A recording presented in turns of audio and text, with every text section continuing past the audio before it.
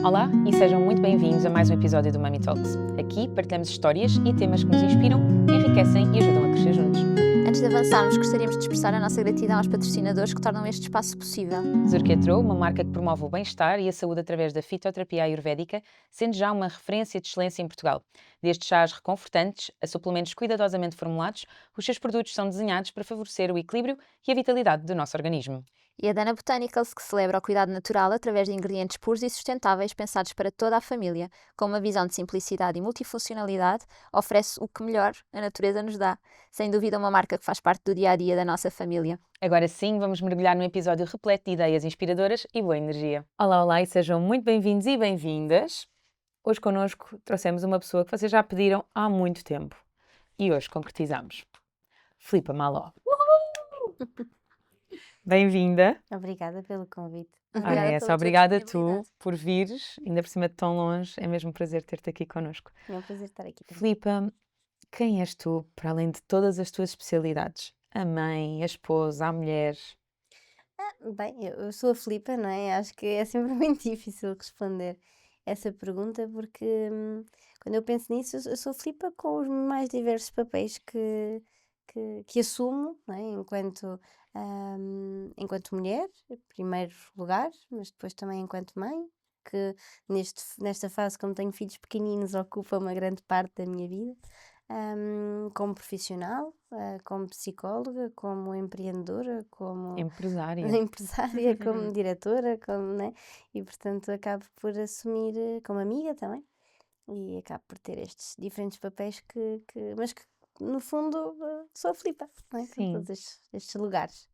Desde pequenina vias-te a construir tudo isto que tu conseguiste em tão pouco tempo, porque tu és muito jovem. Sim, não, acho que acho que foi acontecendo, ou seja, a minha vida já passei por várias fases. No início, quando era pequenina, fazia televisão, queria ser realizadora. Depois fui crescendo e percebi que gostava muito da área da saúde. Tirei a licenciatura em Ciências da Saúde com o propósito de entrar no curso de Medicina Dentária. Entrei no curso de Medicina Dentária. Ainda fiz um ano do mestrado em Medicina Dentária, depois percebi que não queria nada daquilo. Que o que eu queria era Psicologia, porque devido também a uma professora que tive de Bioética e apaixonei-me pela Psicologia e por aquilo que Bendita ela professora. comunicava. Mesmo. E depois foi talvez a decisão mais difícil da minha vida, foi mudar, não é? Tendo em conta que também houve um investimento muito grande por parte da minha família para que eu esteja a tirar aquele curso e portanto foi assim uma loucura, ninguém compreendeu muito bem. Mas pronto, eu senti que era mesmo aquilo que eu tinha que fazer. Fui para a Psicologia e entretanto as coisas foram acontecendo e sinceramente não me imaginei. Aliás, quando eu fui para a Psicologia achava que ia trabalhar o autismo, entretanto hoje em dia não trabalho nada o autismo e portanto eu trabalho muitas outras coisas. Portanto eu acho que isto também é a beleza da vida, não é? Nós olharmos pronto, e irmos aproveitando também a oportunidade que a vida nos dá e irmos seguindo aquilo que o nosso coração também nos vai dizendo. É fazer o caminho caminhando, não é? Sim. Como é Bonito. que foi a transição para a maternidade? Tu sempre quiseste ser mãe? Como é que foi? Sempre quis ser mãe, sempre foi um grande desejo meu, desde pequenina até. E eu acho que a transição foi, foi fácil, ou seja, acabei por. Toda a pré-conceição também foi fácil, tive muita sorte e, portanto, acaba por ser um processo. Não adoro estar grávida, sou aquela pessoa que não adora estar grávida. Eu entendo isso perfeitamente. Para Acho a mim mulher é. grávida linda, maravilhoso, Pois, para mim é um porém, suplício. A parte da gravidez, sofro imenso, vomito imenso e sofro imenso. Mas em contrapartida tento aproveitar o outro lado bom da gravidez e o lado de que realmente estamos a conceber uma criança e tento me ir focando nisso e depois o pós-parto, porque nem tudo pode ser mau.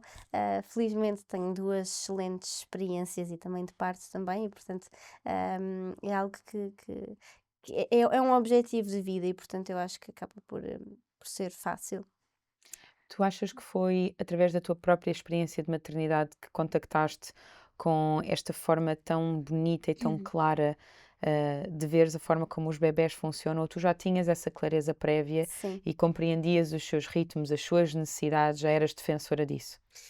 Não, eu acho que a maternidade abriu um caminho na área dos bebés, porém eu já trabalhava, já tinha contacto com esta área, principalmente a área perinatal. Uhum.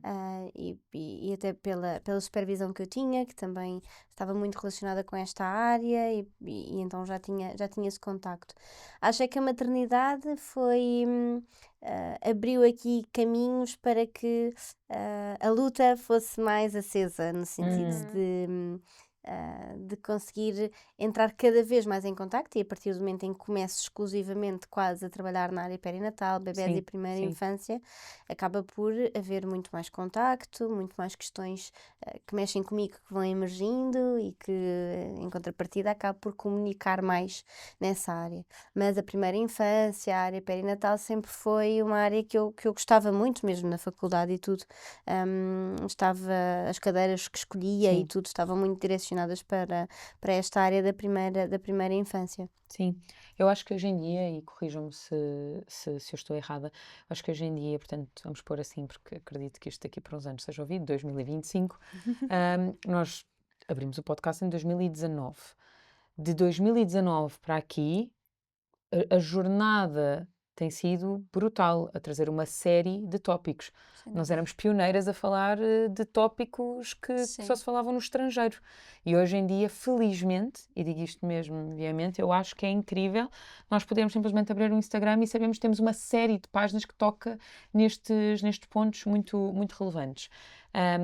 A componente da neurocompatibilidade, por exemplo, que se falava tanto nos Estados Unidos, que se falava tanto no Brasil, hoje em dia acho que já tem um grande lugar cá em Portugal, e acho que tu és das pessoas que realmente mais se esforça por, de uma forma muito assertiva, muito direta, mas acessível, transmitir as coisas com esta clareza.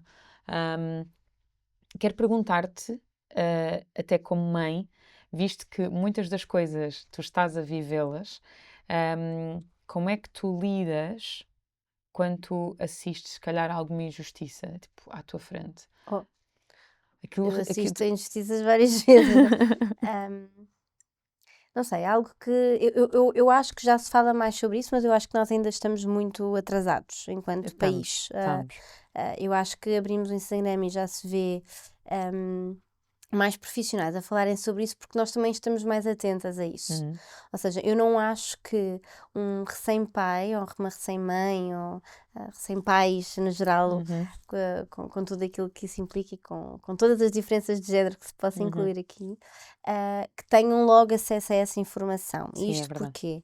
Porque o primeiro impacto e a primeira linha de defesa que nós encontramos em hospitais e centros de saúde não estão assim tão atualizados. E então existe um enviesamento, porque tu acompanhas certas pessoas, são-te sugeridas pessoas que vão no mesmo sentido, e tu não sais daqui quando abres as redes sociais, mas não é isso que acontece na sua generalidade, e acho que em Portugal ainda estamos um pouquinho aquém daquilo que hoje em dia a ciência vai dizendo, e daquilo que, a meu ver, é inegável, não Sim. é, que possa acontecer. Ah, Agora, acho que nós temos que ir nos atualizando e assumir que a ciência não é uma verdade absoluta. E talvez seja este o ponto, e estava aqui a refletir, estava a falar, eu estava a refletir na minha jornada mesmo enquanto psicóloga, e eu já fui uma psicóloga em que em tempos fiz aconselhamentos psicológicos parentais a dizer: dorme com os pais aos 3 anos, ai, mas isto tem que mudar, não é? E que agora penso: ai meu Deus, Filipe, o que é que tu foste fazer? Peço desculpa a estes pais desde já. Porque realmente mas isto ainda existem muitos profissionais que recomendam, não é? Portanto, eu acho que nós também, enquanto pessoas, e tendo em conta a nossa experiência, e tendo em conta aquilo que nós vamos sentindo na nossa maternidade, também vamos afunilando e procurando modelos explicativos que possam justificar as nossas crenças, a nossa intuição, e acho que esta é a maior dificuldade. Ok. Mesmo em países que possa estar mais desenvolvido esta parte da neurocompatibilidade e outras questões, existe sempre o outro lado. Uhum, Ainda no outro dia fui dar uma palestra no Alentejo, e tive o prazer de ser oradora no mesmo, Painel. pronto, no mesmo painel que o Carlos Gonzalez, e estava a falar com ele sobre esta questão do sono, até porque a minha especialidade eu tirei em Espanha e acho que eles estão muito evoluídos, achava eu, e comentei isso com ele e ele disse, mas não somos nada evoluídos. E eu, como não? Quer dizer, eu fiz uma especialidade lá pronto, com professores de diferentes áreas que falam sobre a questão do sono do bebê de uma forma tão respeitosa e assumindo o co-sleeping de uma forma tão atual. E ele, sim, mas foi porque pesquisaste algo nesse sentido, porque a maioria ainda não está aí. Ou seja, o nosso nicho Eu está acho que aí. sim, eu o acho nosso que há um nicho está aí. enviesamento, não é? Agora, eu acho que as redes sociais são um grande motor e a partir do momento em que tu tens poucas pessoas, porque eu acho que ainda somos muito poucos que comunicam nesta área, mas com um grande alcance, eu acho que tu chegas a mais lugares. Aquilo que eu tenho notado da minha prática também é que, por exemplo, só este ano já fui dar umas 4 ou 5 palestras em sítios hospitalares, por exemplo. E que isso não acontecia há uns anos atrás. E, portanto, a convite desses próprios contextos hospitalares. Então, eu acho que já há uma procura por modelos explicativos diferentes. E talvez porque existem também necessidades que talvez não estejam a ser colmatadas, não é? Agora, não acho que isto seja, infelizmente, ainda a norma e acho que nós nunca vamos todos concordar uns com os outros. Eu costumo dizer uma coisa que importa muito a lente com que nós vemos e aquilo que nós priorizamos. Nós nunca vamos concordar todos uns com os outros. Nós nunca vamos priorizar todos a mesma coisa. Na maternidade existem vários sentidos diferentes que têm que ser respeitados, não é? Existem várias necessidades emocionais, físicas, psíquicas diferentes. As mães não conseguem dar todas o mesmo, nem precisam dar todas o mesmo. As mães e os pais não vivem isto da mesma forma. Às vezes eu sinto que as pessoas dizem, por exemplo, vives a tua maternidade de uma forma muito leve. Sim, olha, vive o pós-parto de forma leve. A gravidez não, por exemplo, não é? E todos nós temos, o que não significa que não existam desafios, significa que nós temos sempre uma história, que é consequência também de outra história, de outra história, de outra história, e vamos nos relacionando assim com tudo aquilo que nós somos. E todos nós temos pontos em que temos que melhorar, outros que não, pontos que chocam com estas questões da maternidade, ou não. Há gente que lida muito bem com a dependência nos primeiros meses, há gente que não lida bem.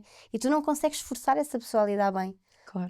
Não é? Também não consegues forçar uma pessoa que lida bem com essa dependência a lidar com a separação, por É exemplo. uma coisa que tu dizes muito, sem dúvida. E portanto nós temos que também respeitar a individualidade de cada um e assumir que os modelos explicativos não vão fazer sentido para todos. Nunca. Isto não vai acontecer, eu acho. Mas aí, bem, agora estou com montes de pop-ups na cabeça, meu Deus. Foca-te. Olha, não, estava a gozar. Private. Ia dizer, há bocadinho estavas a falar, tocaste aí na parte da intuição. Sim.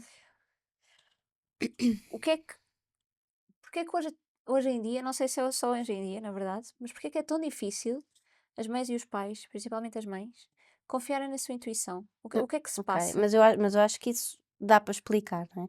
Hoje em dia nós temos muitos experts a falar. E a verdade é que os pais querem o melhor para os seus filhos. Então, se nós temos alguém que teoricamente sabe muito sobre desenvolvimento, que diz vamos tocar no dormir, porque acaba por ser uma área que eu falo muito, mas há o paralelismo para muitas outras coisas, mas ou com o colo, por exemplo, não durmas com os teus filhos, senão eles não vão ser independentes, não é? Claro que eu percebo que os pais fiquem com medo, e fiquem com medo porque no momento atual vem, claramente ele não é independente. Sim. Eu vejo muitos bebés que dormem sozinhos e, portanto, será que o meu filho tem um problema? E eles não querem que os filhos tenham problemas, que tenham questões importantes emocionais, traumas. Hoje em dia andamos todos com medo do trauma, não é? Sim. Quase que dizemos que não e traumatiza a criança, não é? E isto é um problema. E eu acho que hoje em dia as redes sociais têm o lado bom de dar conhecimento, mas têm este lado negativo de que, em primeiro lugar, estamos dependentes de quem nos lê. A mesma informação é interpretada de forma muito diferente. E já tive essa experiência de dizer algo e que foi ouvido de diferentes formas por diferentes pessoas, com diferentes experiências, histórias e sentir. E, portanto, isto é importante.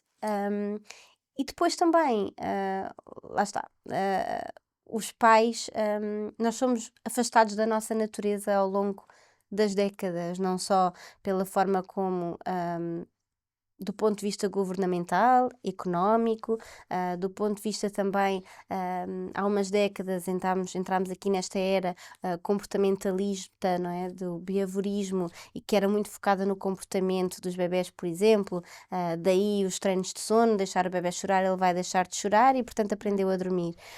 Em que esta sequência não teve aqui. Não teve, nós não conseguimos compreender ou não foi tido em conta porque é que eles deixavam de chorar, não é? Focámos apenas no comportamento e, portanto, todas estas teorias foram ganhando lugar, e os pais foram-se afastando também daquilo que sentem, mas eu acho que em prol do amor, em prol da proteção. Quase como se tivessem a tomar uma decisão mais responsável ao estarem Sim, atentos ao que os a fazer, experts, não é? exatamente, Portanto, e tentarem seguir essa norma para, portanto, numa norma protetora dos exatamente. seus bebés. Eu acho que é por amor. Agora, por isso é que eu acho que se nós deixarmos a natureza, e eu comunico muito assim, a natureza é sábia e, portanto, se nós deixarmos a natureza fazer o seu trabalho, as coisas são efetivamente mais leves. Agora, eu também compreendo que a nossa cultura não, não permita que a natureza faça o seu trabalho, porque para isso nós precisamos de tempo e Sim. precisamos de proximidade e precisamos de conexão.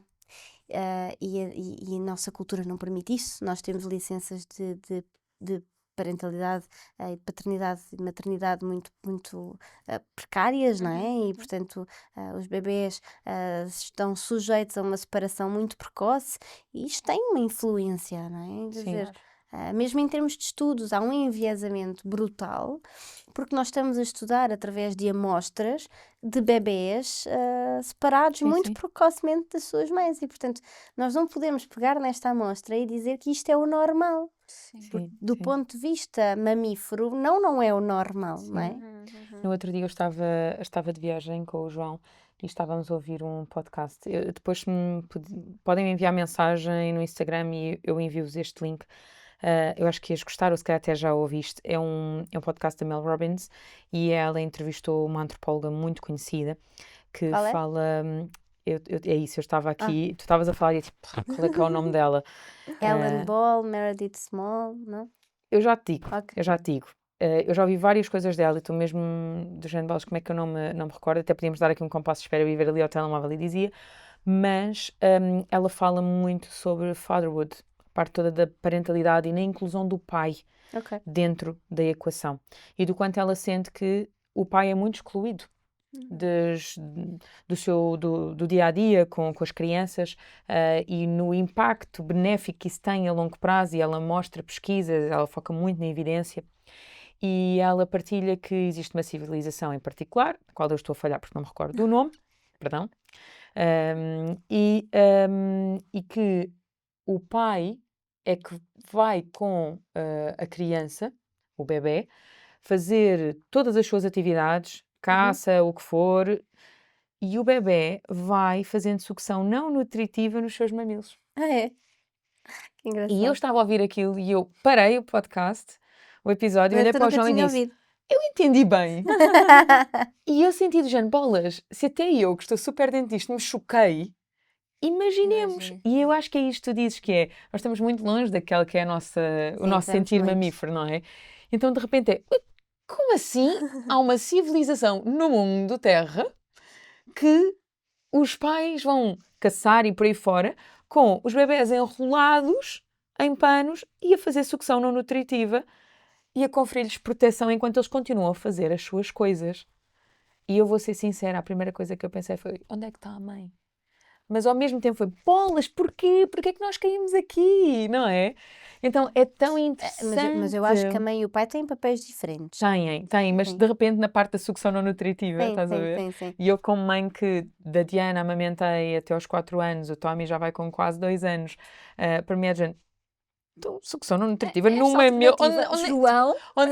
Do género, onde nem sequer há leite? A sério? Tipo, isso é possível? Porque não está dependente Achei. do leite, não é? É O que é que uma isso, mas eu Xuxa achei, faz, não exato, é? mas é isso, eu achei de género, meu Deus, isto existe. Sim. Então, para mim foi ali um grande choque, achei super interessante. Eu juro que vos vou partilhar este episódio.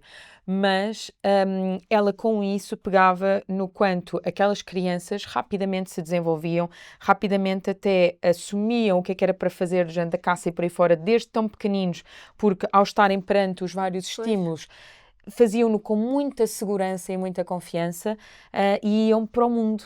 Que é esse um dos grandes papéis do pai, não é? Sim.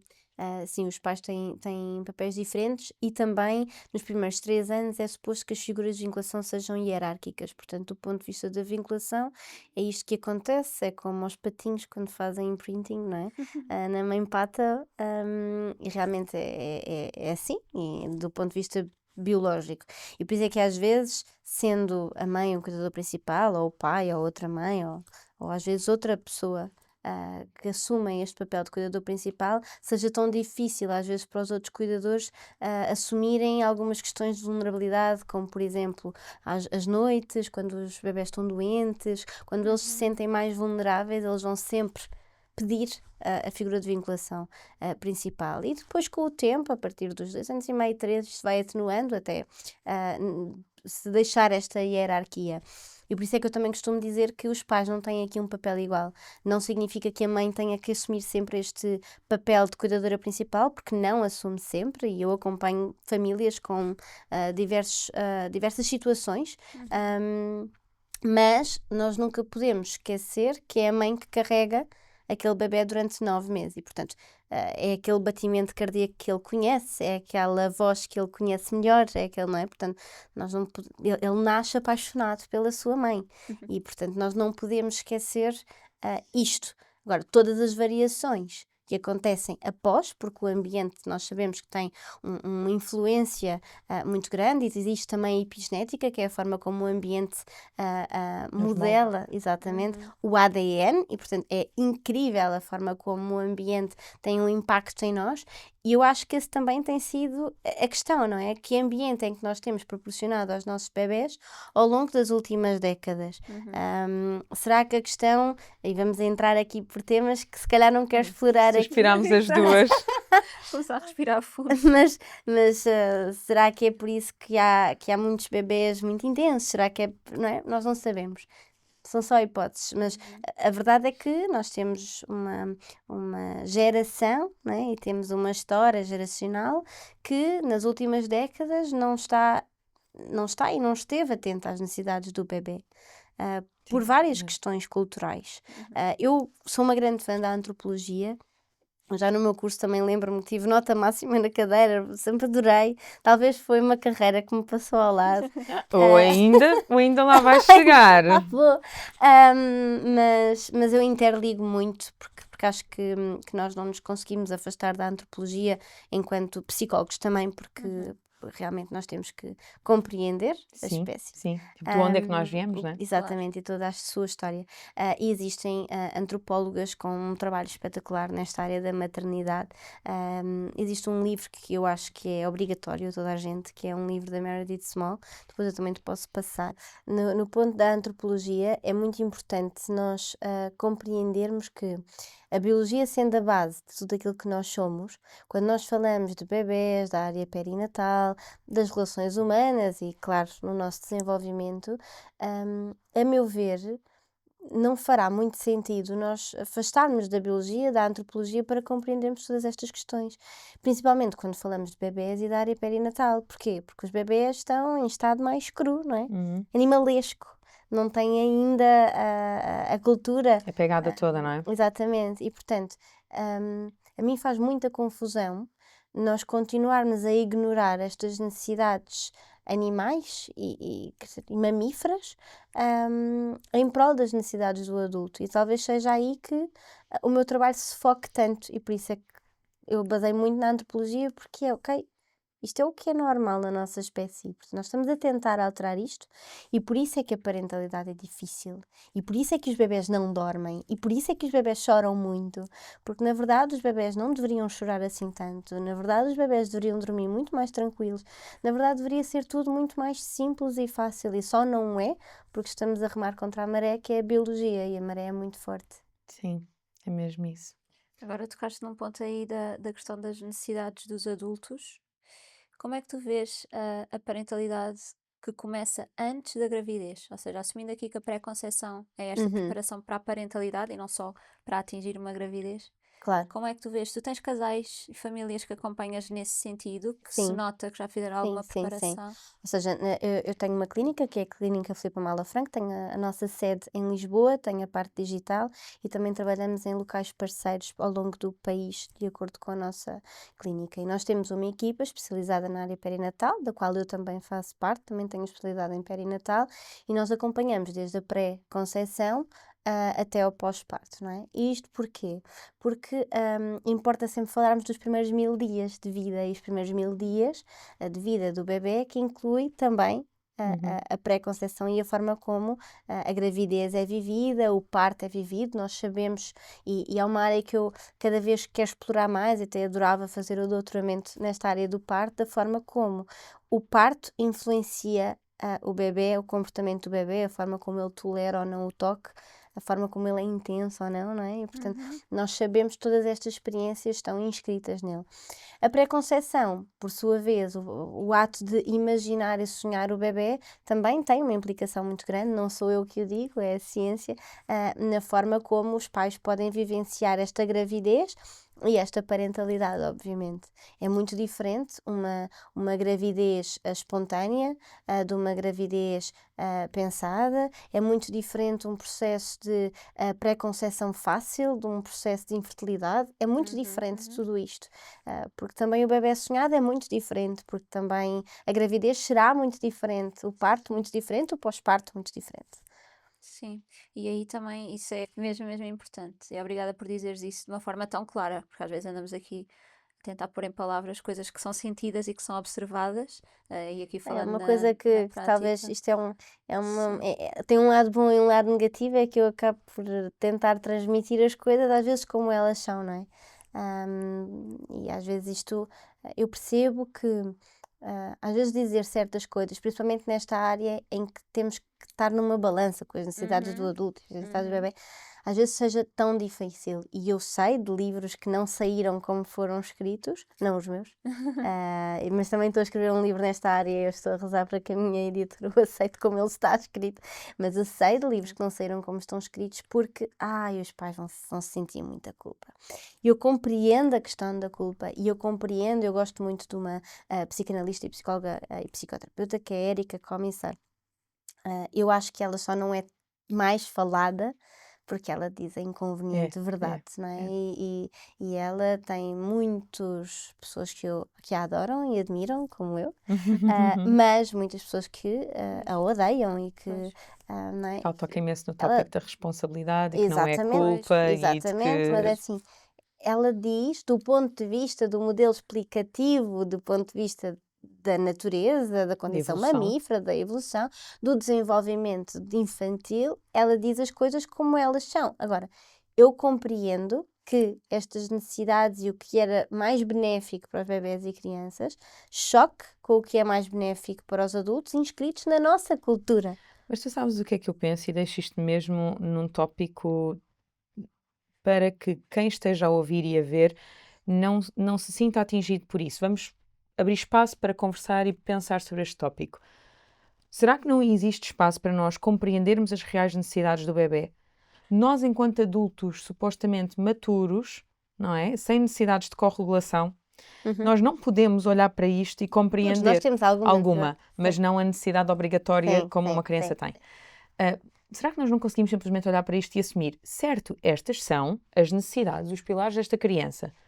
Eu assumo Como é que eu que eu me não sinto em consigo, relação a? eu assumo que eu não consigo cumprir este, de que maneira é que eu consigo compensar? Ou não? E assumo a responsabilidade disso. Porque é que aquilo que acontece normalmente é Não, porque isto não é viável. Isto não é viável. Não, hoje em dia isto não é prioritário. Isto não é prioritário. O que é prioritário hoje, afinal, são estas duas coisas. Esta já não. Nós temos que assumir um bocado quais é que são as regras do jogo da nossa espécie e por aí fora. Mas nós não conseguimos isso agora. Pronto, olha, vou ser completamente transparente. Estou a escrever um livro nesta área e ainda ontem estava a escrever sobre isso no Tá livro.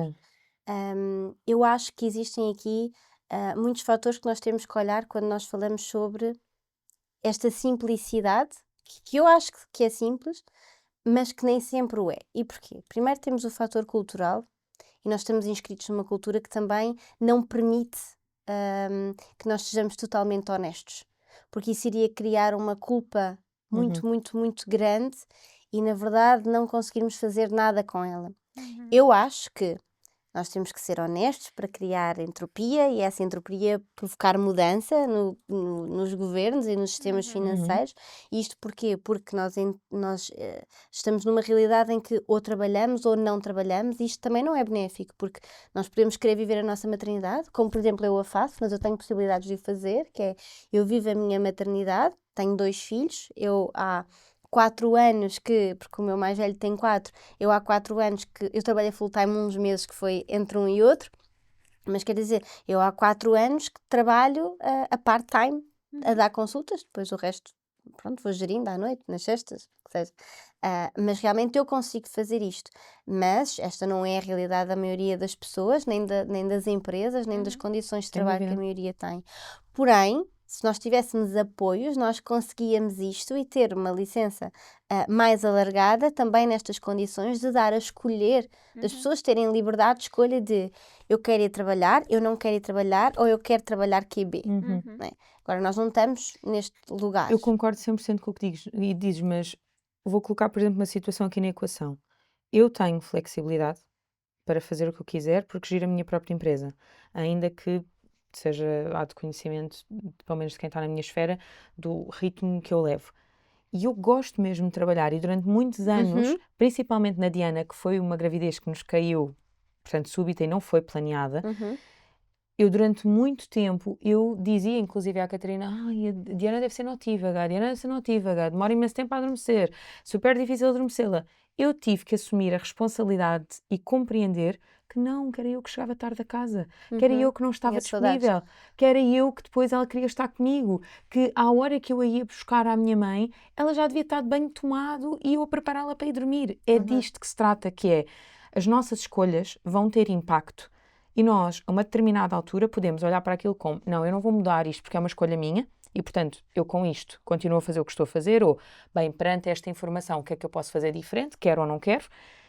E com isso pode existir culpa ou não, mas eu acho que traduzindo a culpa para a responsabilidade, que é como eu gosto e como a antropóloga que tu gostas também fala tanto, eu acho que o crucial é nós realmente entendermos que nós somos responsáveis por aquelas crianças. Mas tu tens capacidades para fazer isso. E aqui entramos no ponto 2.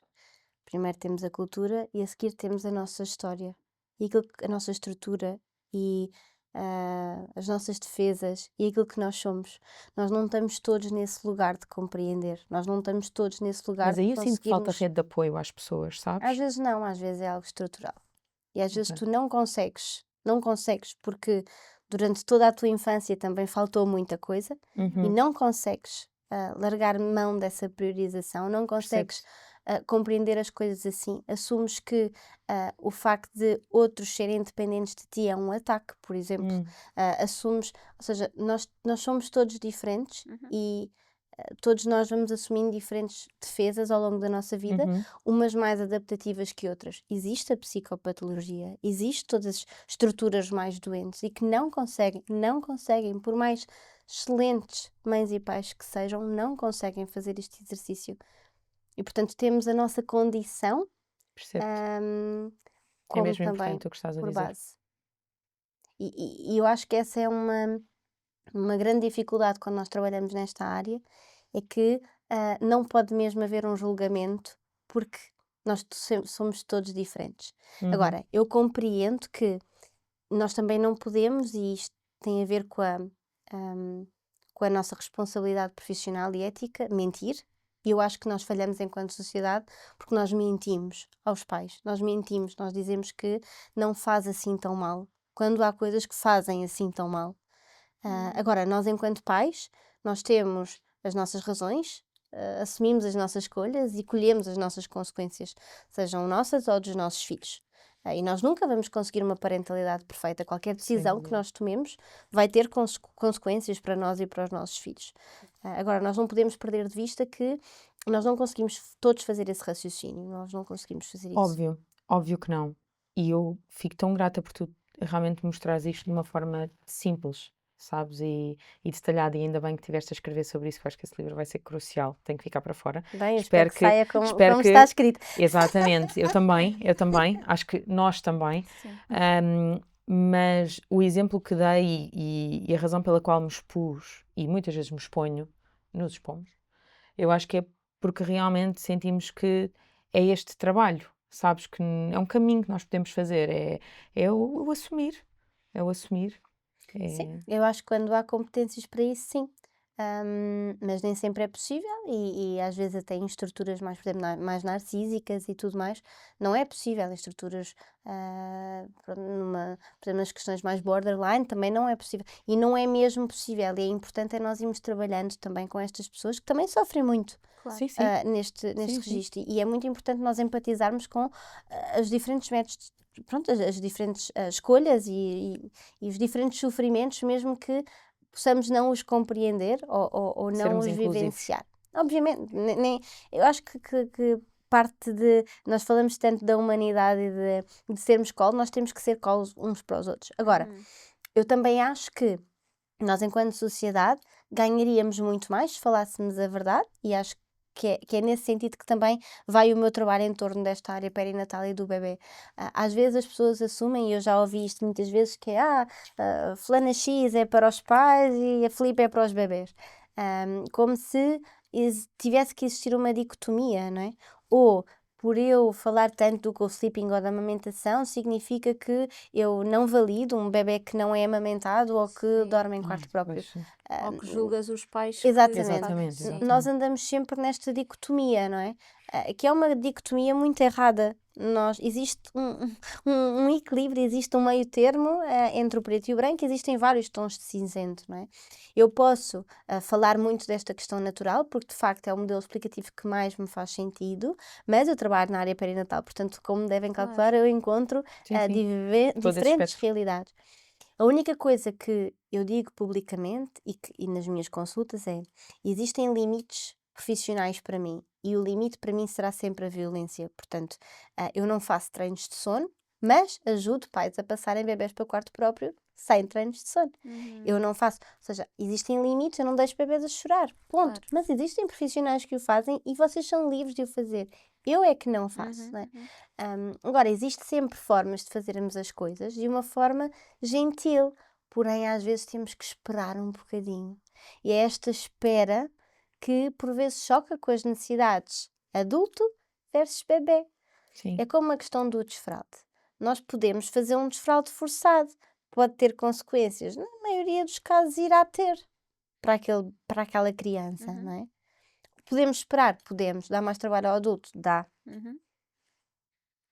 Agora, o que eu acho que também é verdade, e a Érica Comissar fala muito sobre isto, que é a responsabilidade de, quando nós assumimos que vamos ter um filho, nós temos que assumir que nós temos uma grande responsabilidade para com aquele filho.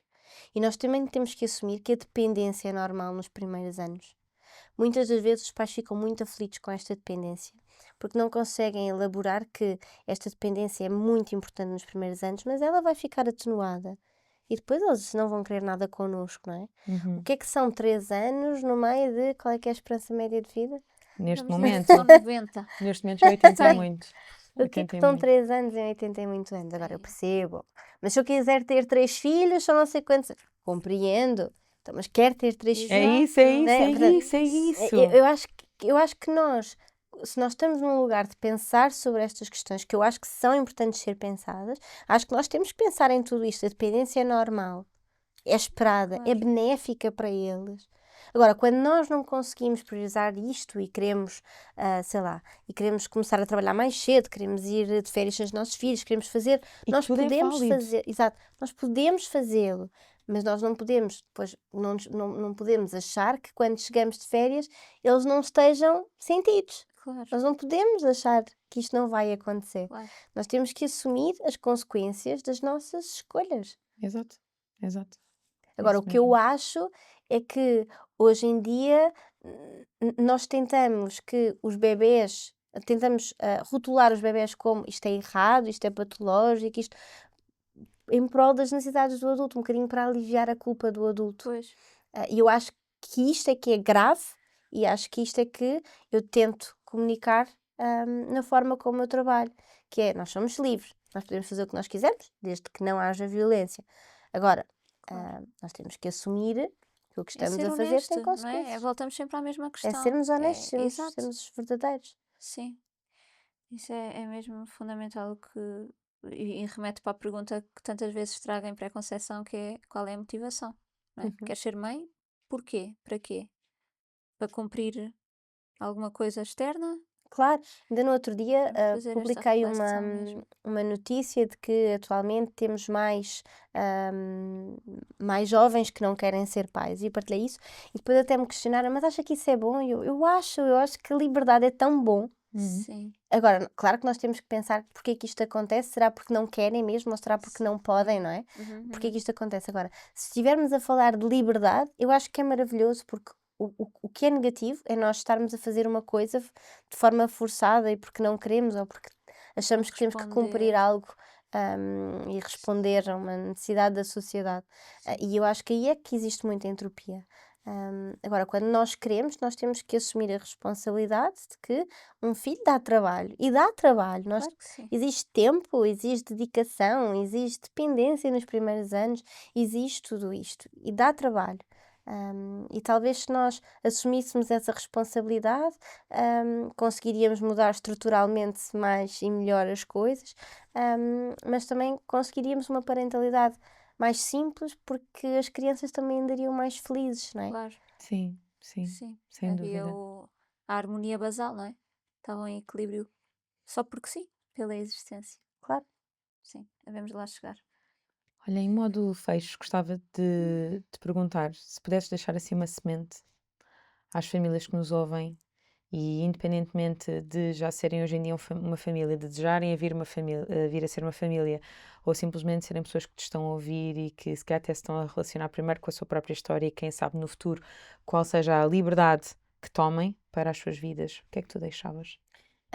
Eu diria que a relação é sempre a base e que a forma como nós nos relacionamos, nós temos que assumir, sem dúvida, a nossa responsabilidade com a honestidade com as nossas escolhas, mas também existe sempre a capacidade, ou quase sempre, de reparação. E a reparação nem sempre significa que nós possamos fazer com que aquilo que aconteceu, pronto, deixe de existir, Sim, mas sim. sim possamos reescrever às vezes por cima ou assumirmos que aquilo aconteceu, estivemos errados e agora vamos ser melhores e vamos fazer melhores. Eu gosto muito de um livro que se chama Nova Relação, que é do Coimbra de Matos e que fala muito do papel do psicanalista enquanto a nova relação na vida daquele paciente e a forma como isso cura essa nova relação e pode curar padrões relacionais antigos. Eu vejo isso nas minhas consultas semanalmente e na minha equipa também. E é muito bonito a forma como nós não conseguimos mudar o passado, e o passado é imutável, mas o futuro não é. E, portanto, existe quase sempre a capacidade de reparação, e quando não se pode reparar, existe a capacidade de perdoar, existe a capacidade de pedir desculpa, existe a capacidade de, olha, eu arrependo-me daquilo que eu fiz, mas eu estou aqui para fazer melhor daqui para a frente. E nós temos uma capacidade inata para a relação, somos seres sociais incríveis, precisamos da relação para sobreviver e para sermos felizes. E portanto eu acho que apostarmos na relação, seja ela qual for, é sem dúvida um grande passo para uma humanidade muito mais liberta e feliz. Que bonito. Filipa, antes de fecharmos este episódio, gostava mesmo muito de te oferecer o meu livro. Obrigada. Também falo bastante sobre a fisiologia natural, num outro Muito contexto, obrigada. E acho que em algumas coisas, ainda que com uma linguagem diferente, eu acho que te vais rever um bocadinho. Obrigada. Obrigada. Obrigada pelo convite. Ora, Obrigada. essa foi um gosto. Por isso já sabem, partilhem, comentem, façam gosto. Guardem muito este episódio, deve ser dos mais vitais que nós já gravamos. Acho mesmo que reconstrói aqui estas ligações, estes sistemas e ajuda bastante a qualquer escolha que vocês tomem no futuro. Obrigada, Filipa. E até ao próximo mês. episódio.